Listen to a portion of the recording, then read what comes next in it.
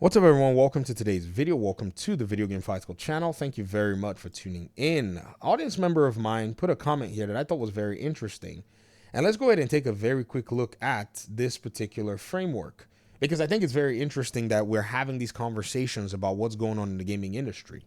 Audience member of mine, shout out to you, Mr. King. You said, at least you're admitting that games these days are slop. Instead of making better and curated games, they decided to go multi-platform and just sell slop to more people, and that's why these games aren't selling. 4% or 12% or 16%, it's all trash numbers, because when a truly great game shows up, people shows up. I understand what you're saying, but I've heard people say this curated games thing, and I'm trying to understand exactly what it is being said here. Are people saying that if a game is multi-platform, that the game isn't curated? Or are people saying that, you know, the games, are you saying that the games aren't quality, so they don't have any target audience that they're trying to appeal to? Rather, they're trying to broaden their scope and their reach.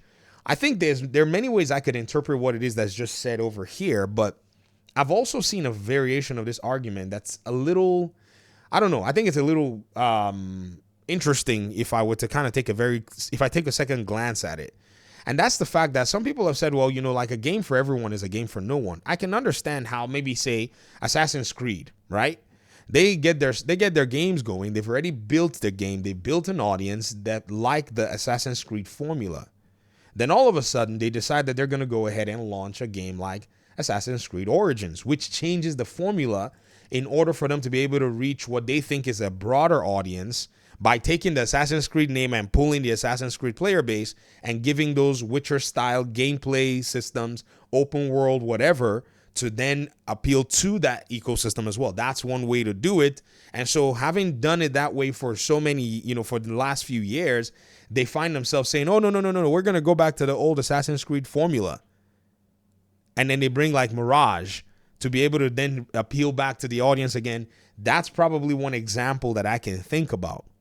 But in the case of multi-platform and the case of, you know, gamers buying games or not buying games or whatever it is, you know, I strongly believe that this is as a result of the market just doing something different over the course of the years.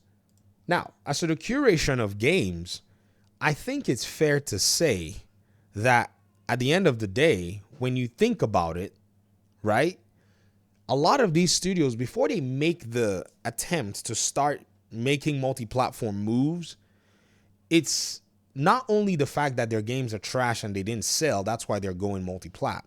I could say Marvel Spider-Man 2 game was not as good as 2018. 2018 could sit there and sell $3 billion worth of merch. I mean, it did go to other platforms before it hit $3 billion, but before then, it was already full-blown successful. Was a quality game from mechanics, gameplay, presentation, story perspective. There was not a Spider-Man fan that I could find out there that had too many issues with that game compared to Spider-Man 2, which Spider-Man 2 was definitely the definition of that non-curated game that I think you were talking about. They wanted a broader appeal or whatever the heck it is they were going for, and they went ahead and pretty much doubled down on the things that Spider-Man fans had told them that didn't make sense in the first game. So that game rushing to PC and not selling a lot, that's probably one of those things. But then at the end of the day, too, you kind of look at a game like Sea of Thieves. Sea of Thieves was built for the Xbox platform, right? It was built as a small community-style game where Xbox pretty much had it on its platform, was in, you know, basically presenting it to its own audience, and the game sold very well. The game has sold decently well, keeping the studio basically in money. Then they went ahead and pretty much ported the game to another platform to find that same kind of audience of gamer there. That's the idea behind it. If the game is already at its core one that is good and one that everybody likes, just like you said in your comment, when a good game is made, people show up. So the game being exclusive or the game not being exclusive has nothing to really do with the quality of the game.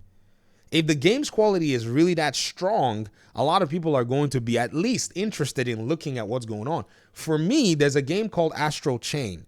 I've been looking at this game for many a year, and I still have not pulled, you know, the trigger to buy the game. I still think that the game's copies are still too expensive, right? When I look at it, I'm like, nah. And you know, Switch games, They just basically sit there.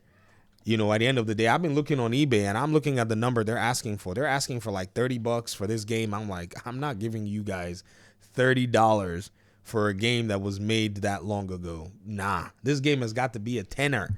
I got to find somebody who wants to throw it away on Facebook Marketplace before I can even think, okay, maybe. Because, I mean, again, I'm not even really interested in playing on the Switch anyways. So there's no incentive for me. However, people swear it's a good game, but the game has been on my radar for a long time, even though if it's just to play for like 20 minutes, you know? Because that's basically what you'll see for the most part. So I'm of the mind that, yes, a good game will attract, and a good game is going to show, you know, it's going to basically bring people into the, you know, the conversation. No doubt about that. But the curation of games should be the game developers' creativity being at the forefront more than anything else. Straight up. Straight up. If you get what I mean. But anyways, go ahead, chat with me in the comment section. I'd love to hear your thoughts. Hopefully we'll talk pretty soon in another one. Peace out.